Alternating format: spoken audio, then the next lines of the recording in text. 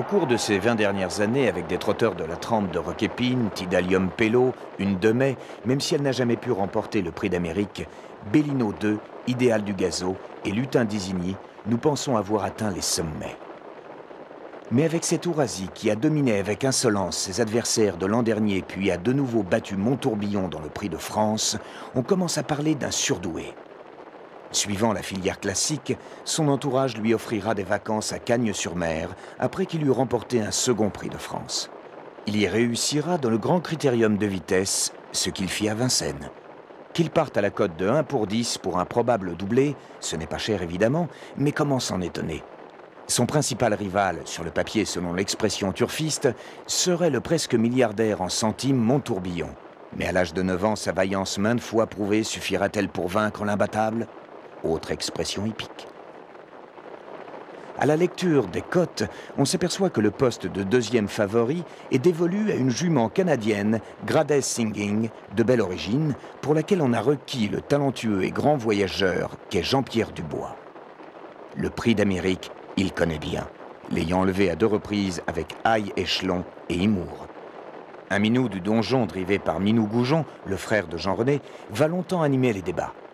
Pour lui donner la réplique, on citera Poroto, Noblatou, Oligo et Montourbillon.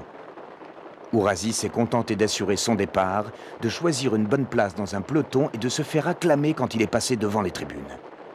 Ourasi n'est pas né dans la pourpre, c'est un roturier, encore que son père Greyhound s'affirmera plus tard.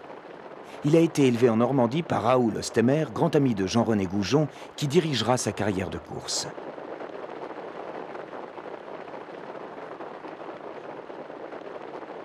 Il faudra attendre la montée pour voir le seigneur Ourasi s'intéresser à la course. Dire qu'il a dormi derrière le paquet de têtes formé de Minou du donjon précédant Poroto, Pan de la Vaudère, Noblatou et le téméraire 4 ans, Juanito d'Arc, serait exagéré.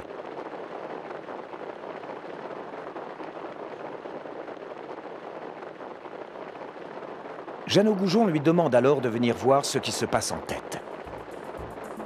Ourasi est d'accord.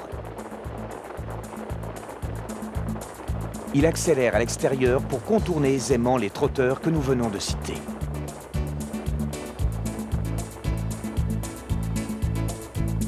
Plusieurs d'entre eux vont rentrer dans le rang quand Ourasi va faire monter la pression en haut de la montée.